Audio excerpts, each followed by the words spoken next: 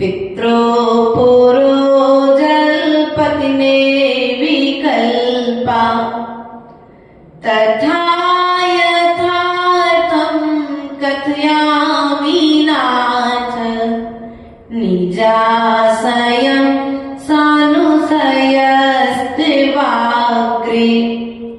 अर्थात हिंदी अनुवाद के माध्यम से कहते हैं, माता पिता की सामने बोली सुना कर तो तेरी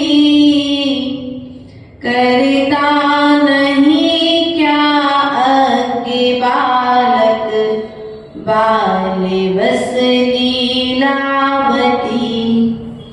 अपने हृदय के हाल को त्यों ही यथोचित रीति से मैं कह रहा हूँ आपके आगे विनय से प्रीति से। क्या कहा कि जैसे एक छोटा सा बालक वत अपनी तोतली भाषा में यदि उससे कोई अपराध हो जाता है तो आकर के अपने घर में माता पिता से तत्काल छुपाता नहीं है।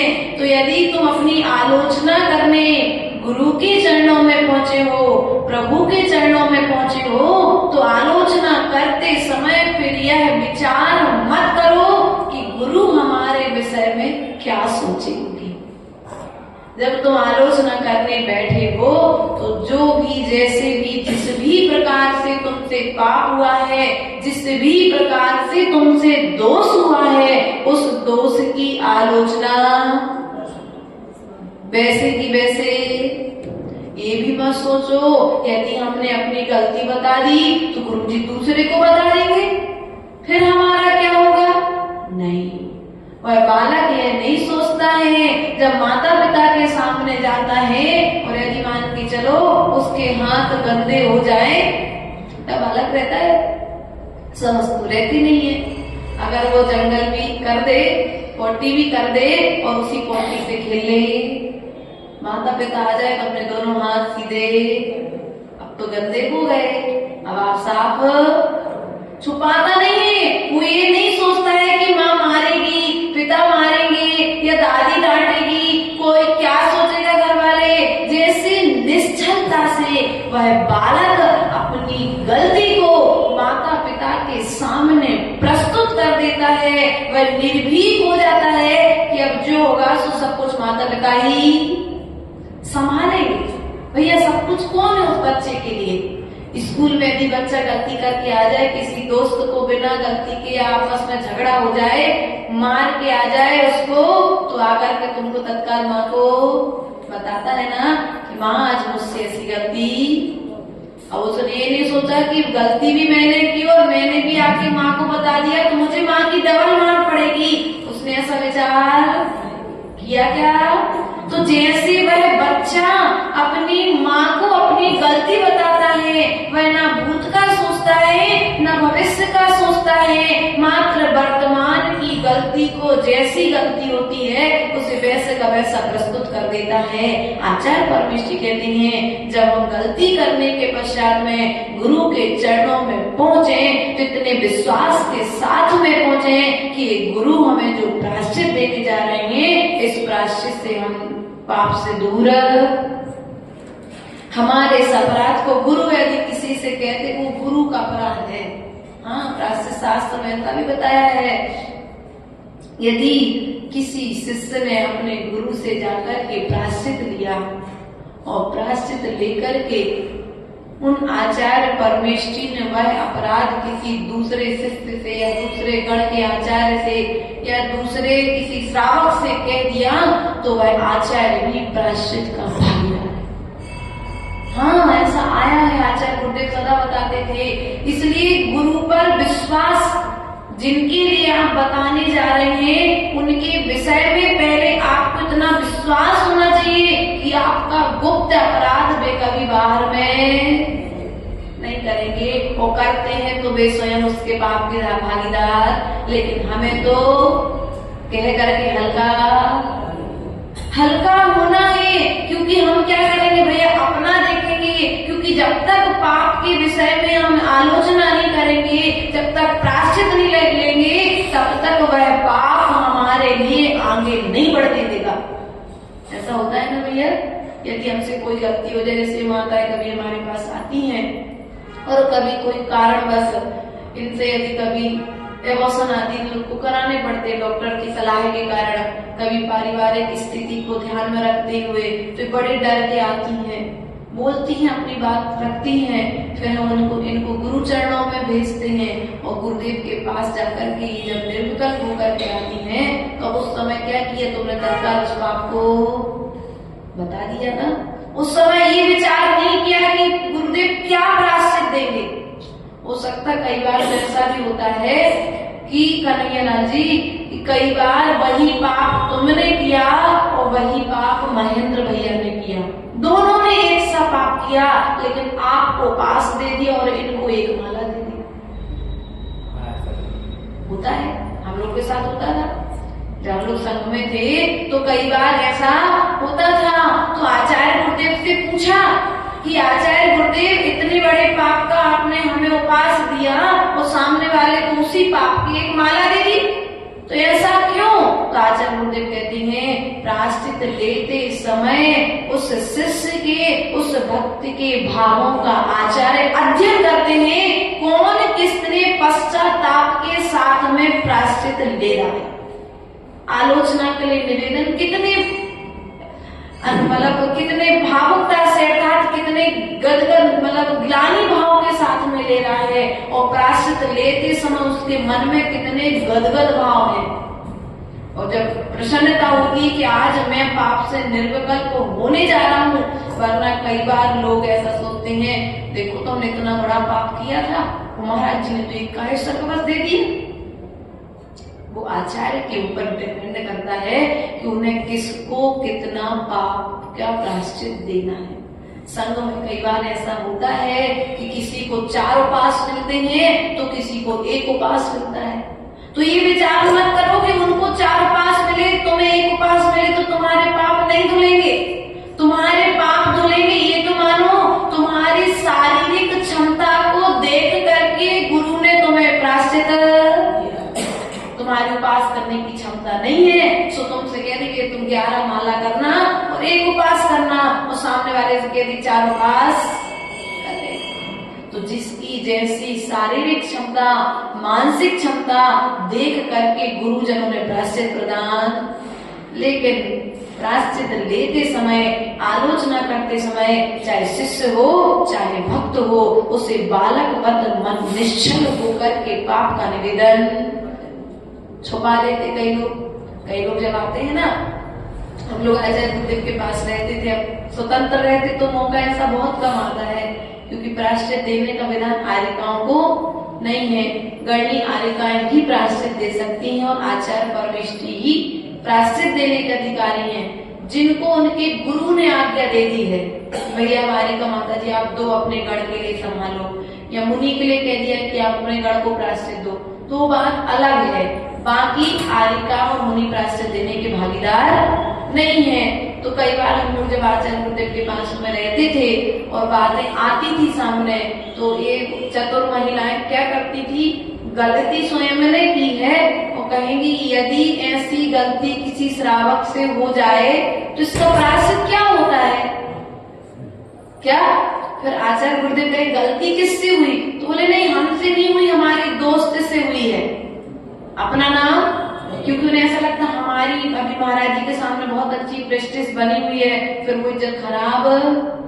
फिर 2-4 दिन बाद वो बड़े हिम्मत करके आचार्य गुरुदेव प्रायश्चित की उन्हें महिमा बताएंगे, आलोचना की महिमा बताएंगे, तब कहीं जा करके 2-4-5 दिन में आकर वो महिला कहेगी महाराज वो कोई दोस्त नहीं है, उस पाप को करने वाली मैं स्वयं। इसलिए कभी दूसरे का नाम लेकर के प्रायश्चित नहीं पूछना, नहीं तो भैया उनका नाम लेकर के हमने तो पूछ लिया है, सो हम वो प्रायश्चित कर लेंगे, सो हम भी अपने बाप से नहीं। प्रायश्चित तो गुरु के मुख से जो तुमने लिया है, जब तुम गुरु के मुख से प्रायश्चित लोगे तभी तुम पाप से छूटोगे। अंतिम समय तक ये कहा है कि श्रावण छपक राज से भगवती आराधना में आचार्य परमेष्ठी कहते हैं हे छपरा महाराज, तुमने जीवन काल में जितने भी पाप किए हैं, उत्तमार्ध प्रतिक्रमण, कौन सा प्रतिक्रमण? उत्तमार्ध प्रतिक्रमण, जो मरण के पूर्व होता है, अपने जीवन पर्यंत के समस्त दोष, यदि तुमने दीक्षा से पहले और दीक्षा के बाद के कोई दोष अभी भी ऐसे हैं जो तुमने गुरु से नहीं कहे हैं, व्रतों में कोई अतिचार लगाया है, तो अंतिम श्वासों में भी तुम्हें उत्तमार्ध प्रतिक्रमण कर लो। उत्तमार्ध प्रतिक्रमण कराते हैं, उसके दोषों को उगलवाते हैं, उससे बार बार उसे पाप से घृणा कराते हैं, तब कहीं जाकर के वह प्रतिक्रमण करके सजा करके स्वर्ग आदि को प्राप्त होता है। वरना यदि पाप की आलोचना नहीं करेगा तो मन भारी रहेगा, मन में बार बार विकल्प रूपी हिलोरे उठेंगी, और जब विकल्प उठेंगे तो वो समाधि, सब बाहर में ओंकार मंत्र सुनाएंगे लेकिन वो भीतर से ओंकार मंत्र सुन नहीं पाएगा। इसलिए प्रिय बंधुओं, यदि तुम चाहते हो कि तुम्हारी समाधि मरण हो, क्या चाहते कि नहीं चाहते समाधि मरण? सब लोग समाधि मरण चाहते हैं। वो समाधि मरण चाहते हो तो समाधि मरण के पूर्व में प्रायश्चित आलोचना की विधि सीखो। इसलिए कहते हैं आलोचना के लिए जीवन में एक गुरु का होना अनिवार्य है। जब तक गुरु नहीं होंगे तो आलोचना किससे करोगे? प्रभु के सामने जाकर के बोल दोगे, लेकिन प्रभु तुम्हें प्रायश्चित देने वाले है क्या? हो सकता बाहुबली भगवान दे देते वो नीचे वाले, दिया किसी को क्या आज तक नहीं दिया ना, नहीं बोलते ना बाहुबली भगवान। बस हम भी आपसे यही कहना चाहते हैं कि जैसे बाहुबली भगवान आप लोगों से नहीं बोलते हैं ना, वैसे ही 24 तीर्थंकर के चरणों में जाकर के तुम खूब निवेदन करना कि भगवान मैंने ऐसी गलती की है, मैंने किसी संगी पंचेंद्रिय जीव का घात कर दिया है, अपने भाई से झगड़ा किया है, अपने भाई को मारा है, आदि आदि तरह की सब बातें भगवान से कह देना। लेकिन भगवान प्रायश्चित देने वाले, इसलिए भगवान से बढ़कर के यदि पंचम काल में किसी को कहा है तो कहा है गुरु के लिए। किसको कहा? भगवान से महान कौन है? गुरु। क्योंकि गुरु ने ही भगवान बनने की कला सिखाई है। यदि गुरु ना होते तो आज भगवान भी, और भगवान ना होते तो हम भी पंचम काल में होते क्या? इस पंडाल में होते क्या? नहीं होते। इसलिए प्रिय बंधुओं, तुम्हें देव शास्त्र गुरु की शरण मिली है, लेकिन देव शास्त्र गुरु की शरण में भी यदि देव से महान है तो वे गुरु हैं। इसलिए गुरु के चरणों में जाकर के कभी गुरु से झूठ नहीं बोलना, कभी गुरु के साथ मायाचारी नहीं करना। आज श्रावक करते देखते पाए जाते हैं। गुरु को कभी छलना मत। क्या?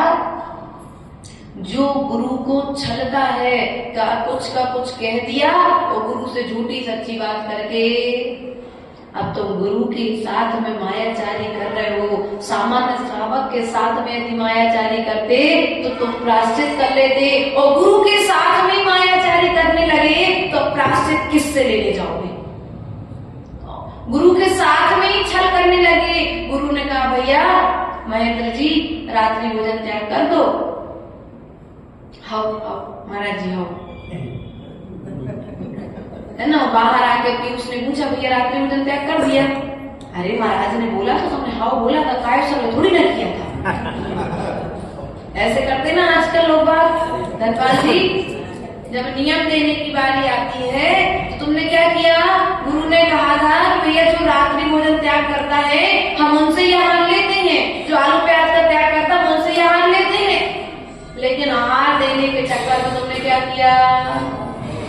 हमने कायस्वर को थोड़ी ने किया था, महाराज जी सबको नियम दे रहे थे, हम नहीं लेंगे तो थोड़ी ना कोई पाप लग जाएगा। लेकिन गुरु का तो नियम था कि भैया जो रात्रि भोजन त्याग करेगा या अपने जीवन में छोटा मोटा कोई भी नियम धारण करेगा हम उनसे आहार लेंगे।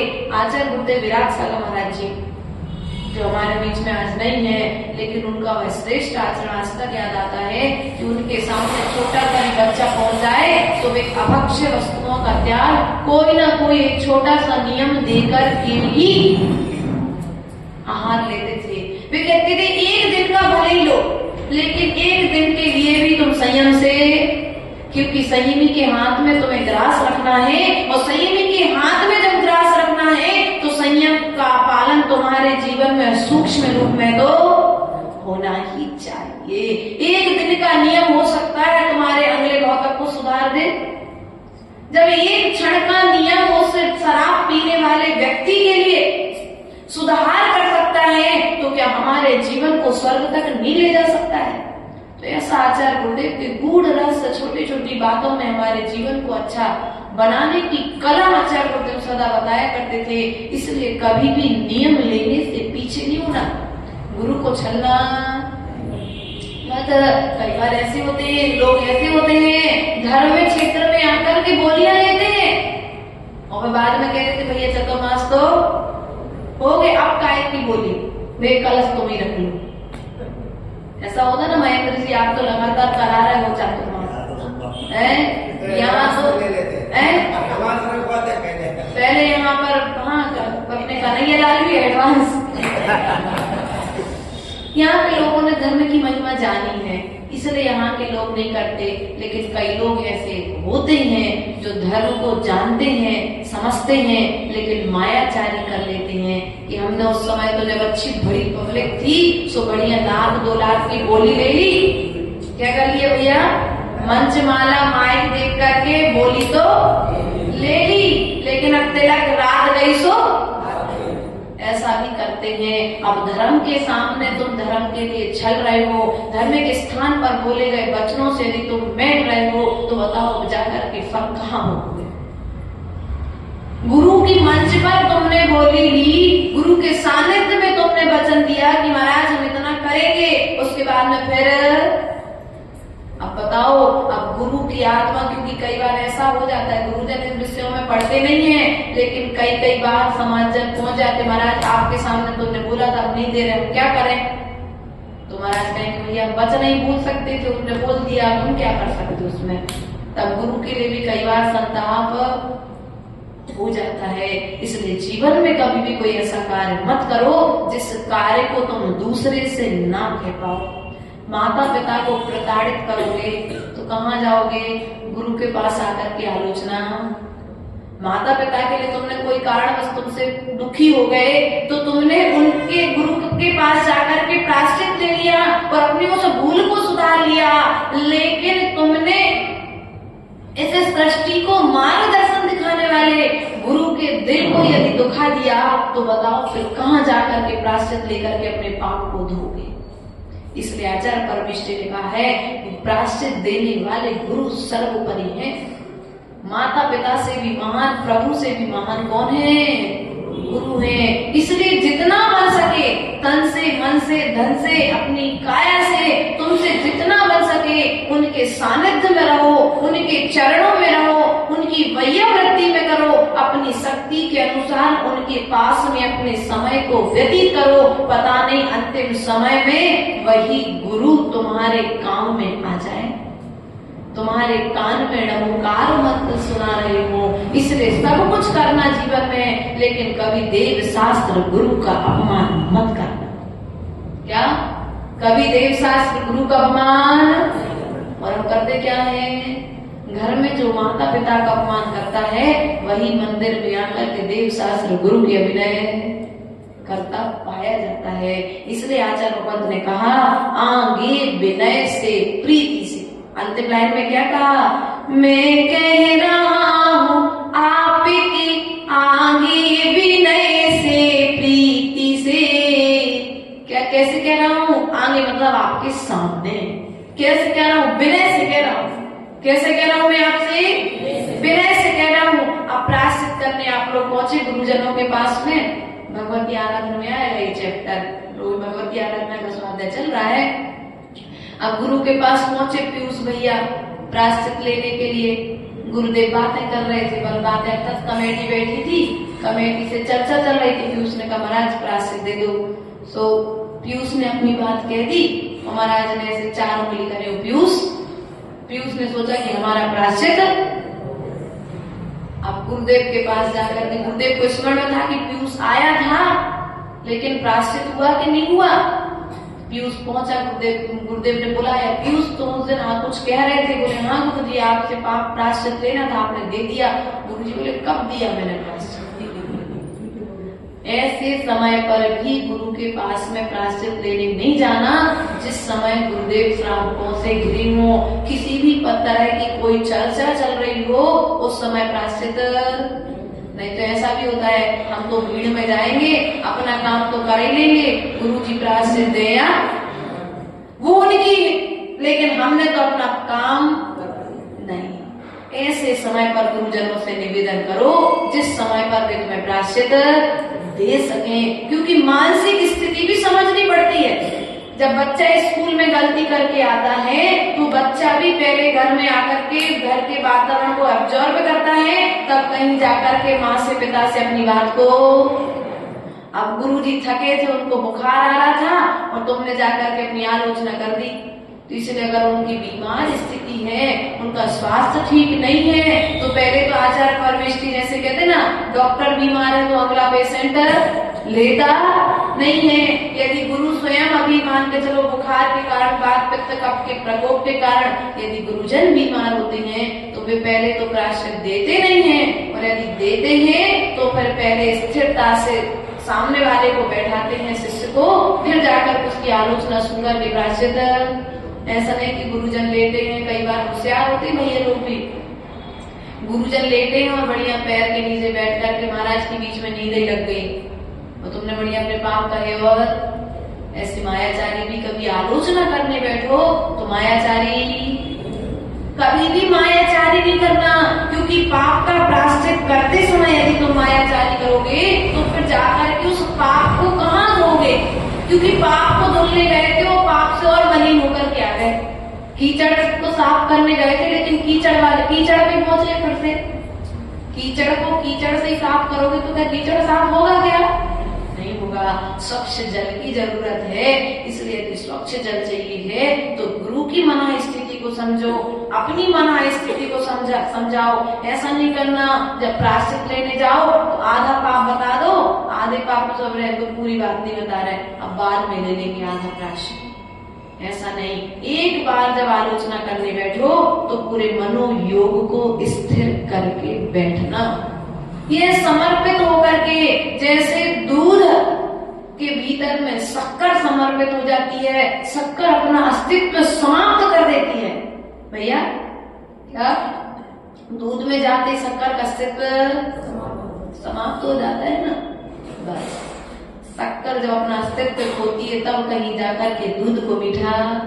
और यदि तुम चाहते हो कि तुम्हारे जीवन में मिठास आए तो बिल्कुल विनय के साथ में हाथ जोड़ करके गवासन से भक्ति भाव पूर्वक 3 बार गुरुजनों को नमोस्तु करना।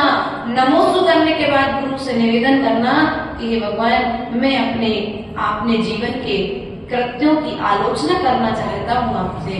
तब गुरु कह दे कि हाँ बोलो तो बोलना, वरना फिर 3 बार निवेदन करना पड़ता है। कितनी बार निवेदन? 3 बार गवासन से बैठ करके नमोस्तु करना, फिर 3 बार बोलना।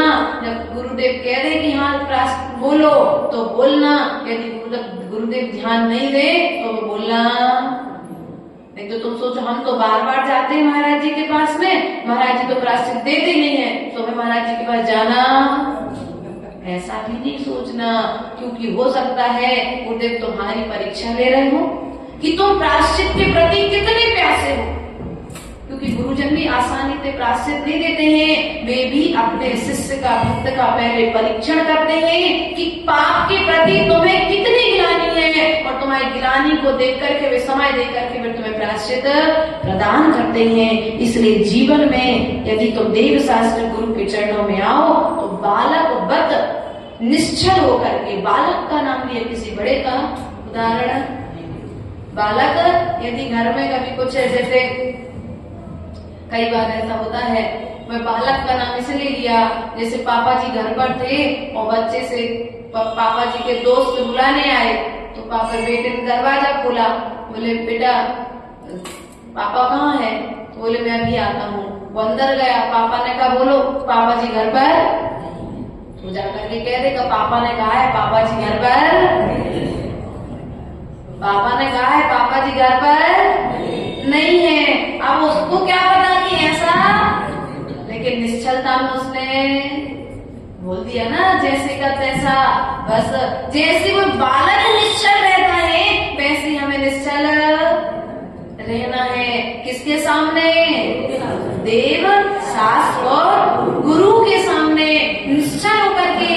जब तक गुरु नहीं मिलेंगे तब तक अपने पाप के लिए अब क्या करें? पाप हो गया, पाप स्मरण कैसे रखें? तो आचार्य गुरुदेव कहते थे यदि तुमसे कोई पाप हो गया है, उस पाप को स्मरण रखने के लिए आप जब तक उस पाप का प्रायश्चित न हो जाए तब तक किसी भी प्रकार का कोई रस त्याग कर लीजिए, कोई जाप अनुष्ठान रख लीजिए कि जिससे वो पाप आपको याद रह जाए, वरना विस्मृत हो जाओगे। गलती बहुत बड़ी की थी तो है ना, कई बार जब गुरु मिले तत्काल पर जब वो पाप, जब तुम जाप करोगे तो वो जाप करते समय वो पाप तुम्हें याद है। ये जाप क्यों कर रहे हैं? क्योंकि हमसे साल भर पहले ऐसा पाप हो गया था, अब साल भर बाद हमें ये गुरु मिले हैं, इनके पास में अपना पाप कह करके निर्विकल्प हो जाना ही श्रेष्ठ है। ऐसा आचार्य परमेष्ठ यहाँ पर कहते हैं। अपनी हृदय के हाल को क्यों ही यथोचित रीति से, अपने हृदय में जो जो भावनाएं हैं, जो जो कलुषताएं हैं, उन सब कलुषताओं को कह देना। ऐसा आचार्य परमेष्ठ यहाँ पर हम सभी के लिए मार्गदर्शन देते हुए बता रहे हैं। क्योंकि यदि हम दूसरे का हित, दूसरे की आलोचना करने तो गुरु के चरणों में प्राय करके पहुंच जाते हैं। मौसी ने कई बार दूसरे की निंदा करने के लिए पहुंच जाते हैं, लेकिन आचार्य परमेष्ठ ने कहा है कि ग्रंथों में दूसरे की निंदा करने की बात नहीं कही है। ग्रंथों में स्वयं की आलोचना, स्वयं की निंदा, स्वयं की गर्हा और स्वयं का प्रतिक्रमण और स्वयं के प्रायश्चित करने की बात कही गई है। लेकिन हम करते क्या हैं? आजकल एक और बहुत अच्छा पैटर्न है तुम लोगों ने चालू कर दिया। कहीं की कोई बात होगी तो जा करके गुरु के चरणों में, वो तो मोबाइल पे तो करते ही हो तुम लोग, बढ़िया फोटो खींचे तत्काल। नहीं, हमें भी धर्म की प्रभावना नहीं कर सकते। सबसे बड़ा पाप है आप प्रभावना। क्या हमने जीवन की श्वासों में धर्म के लिए तो कुछ नहीं किया, लेकिन धर्म की भावना के लिए करते कि नहीं करते थे? कई बार आप लोग तो खैर सम्यक ज्ञानी जीव हो, श्रद्धानी जीव हो, कभी ऐसा नहीं करते होंगे। ऐसा भी आता है इस पोस्ट को आगे सेंड करें तो करते होंगे, बात माननी पड़ती है, आया है ग्रुप में तो नहीं करते ऐसा। आप लोग बहुत अच्छे लोग हो, बहुत अच्छी माताएं हैं यहाँ की। कभी बुरी बात को एक मोबाइल से दूसरे मोबाइल पर नहीं, कहीं नहीं, अपने पति के पास तो भेज ही सकते हैं, अपनी बहन के पास में, अपनी माँ के पास में, अपने भाई के पास में तो भेज ही सकते। नहीं, ऐसा भी नहीं करना चाहिए, क्योंकि तुमने जो बात जानी है धर्म के विषय में, यदि देखो ऐसा समझो यदि किसी से कोई साधर्मी से भी यदि कहीं कोई अपराध हो गया, हमने भी कुछ साल पहले एक घटना सुनने में आई कि कहीं कोई मंदिर में विवाद हुआ, दो ग्रुपों में लड़ाई हुई, एक दूसरे को टेबल मारते हुए वीडियो वायरल कर दिया बना करके। अब तुमने क्या किया? इससे देखो 4 भाई घर में बैठ करके लड़े, बाहर वाले ने मजा लिया। यही हो रहा है ना। पहले जैनों की एक स्थान थी, आज क्या है?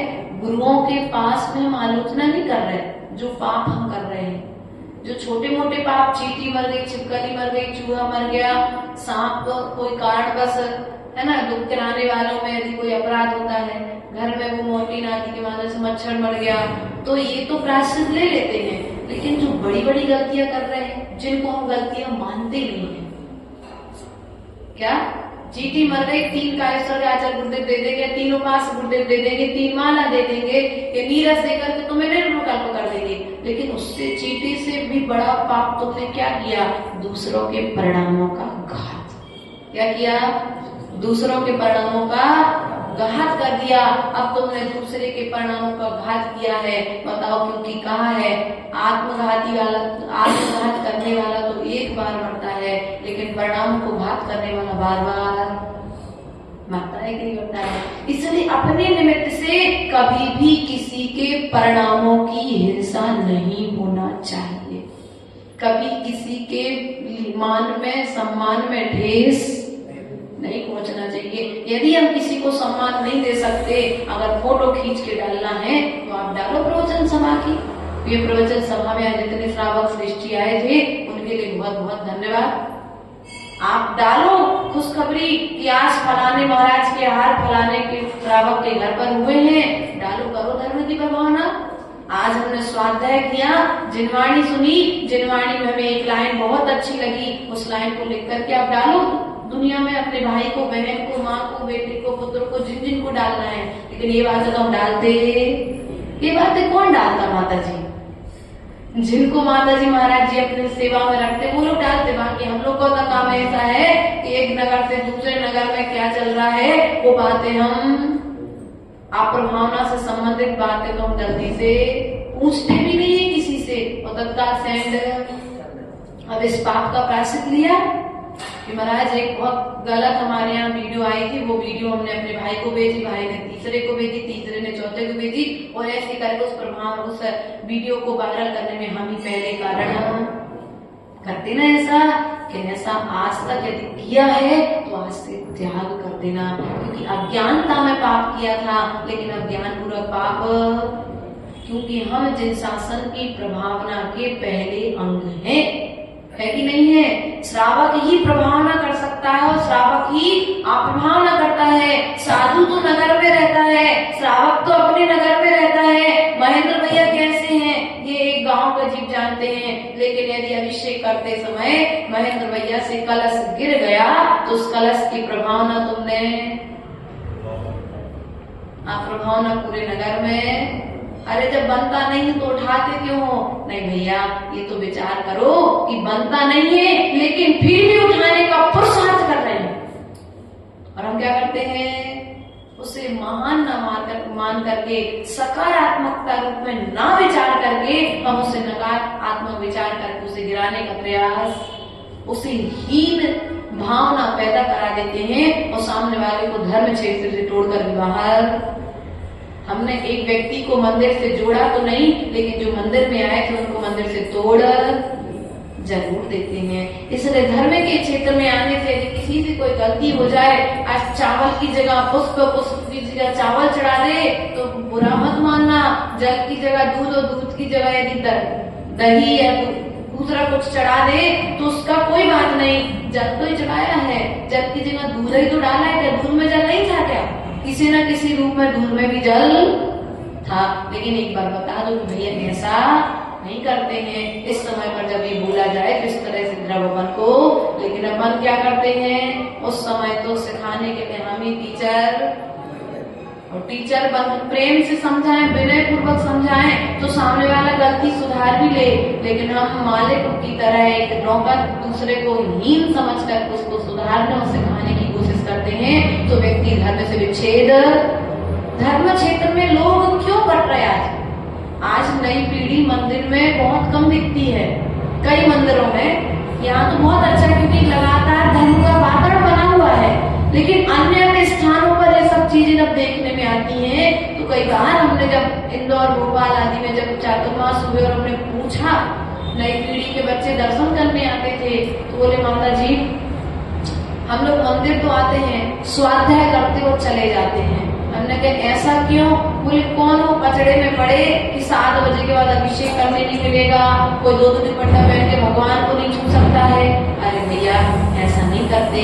यदि किसी ने भगवान को छूने का भी भाव किया है और तुमने अंतराय डाल दिया है, वो अंतराय कर्म तुम्हें कभी न कभी आकर के भोगना पड़ेगा। इस प्रकार से यहाँ पर कहा गया है। बहुत सारा कहने को है, परंतु आपसे हम यही कहना चाहेंगे कि जो काम हम अनादिकाल से करते आ रहे हैं, जो भूल हम अनादिकाल से करते आ रहे हैं, उस भूल को सुधारने के लिए ये मनुष्य पर्याय आपको मिली है। इस मनुष्य पर्याय अपने भूल को सुधारने का पुरुषार्थ हमें निरंतर करना चाहिए। पूरे परम पूज्य आचार्य गुरुवर विभव सागर जी महाराज जी की, दौलत सागर जिनवाणी माता की।